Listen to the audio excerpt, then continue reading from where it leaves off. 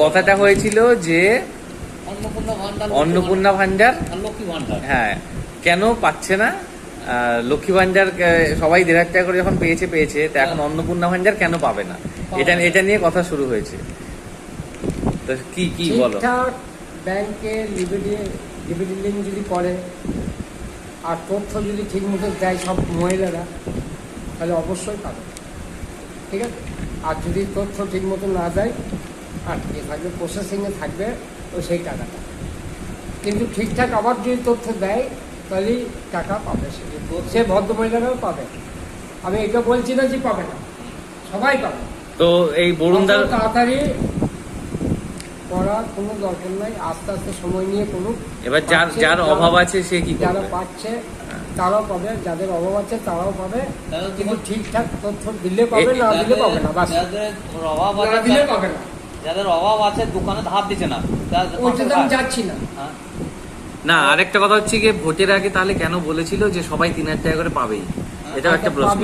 কিন্তু ব্যাপারটা এমনই তথ্য হয়ে আছে, কারণ আগে তো সবাই পেত, যে টাকাটা সব ছেলেদের আন্ডারে ঢুকছে, মেয়েরা পাচ্ছিল। এখন তো মেয়েদের দিয়েছে, এখন তো মেয়েদের কাগজ জমা দিয়েছে, সেই জন্য তো 12 বছর ফর্ম জমা দিয়ে সমস্ত ডিটেলস নিয়ে সবই দেখছে, আস্তে আস্তে পাবে।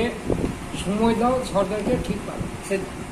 4 মাস হয়ে গেল, দেখতে 4 মাস হয়ে গেল। 4 মাসে কি আছে? 6 মাস হোক না, 1 বছর হোক, 1 বছর সেই হোক না, গরিব লোক 1 বছর কি করবে? 1 বছর সেই মেয়ে থাকবে, তো মারা যাবে, সুসাইড করবে, মরতেই পারে,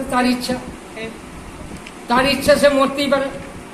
না না, তাকে হাত পা নাই নাকি সে কামিয়ে খাবে না? না, কেন দুবারে কাজ করছে না নাকি? সে এই 3,000 টাকা নিয়ে কি সে সারা জীবন চলবে নাকি? 1 কেজি চিনি কখন দাম কত? 1 কিলো 66 টাকা। হ্যাঁ, হতেই পারে, আগে ছিল 40 টাকা। হতেই পারে, হ্যাঁ 40 টাকা অনেক দিনই ছিল। হতেই পারে, ওটা কোনো অসম্ভব না। তেলের দাম কত হলো? হতেই পারে, 200 টাকা। যুদ্ধ লেগেছিল, যুদ্ধের জন্য কোন জায়গায় কবে ছেড়ে গিয়েছে? বুঝতে পারছো? যুদ্ধ ছেড়ে গেছে, আন্তর্জাতিক বাজারে তেলের দামও কম, কিন্তু ইন্ডিয়া ভারতে কেন দাম বেশি? এটার উত্তর কি হবে?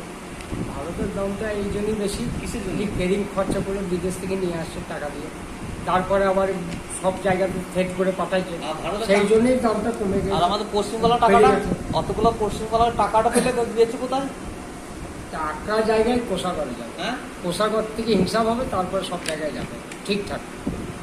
হ্যাঁ, এইটা ঠিক, টাকাটা কোষাগারে চলে যাচ্ছে, এটা তো যে ওই টাকা থেকে তুলে দিয়ে দেবো কাউকে, হ্যাঁ সেটা হয় না, দেওয়া যায় না সরকারের আন্ডার।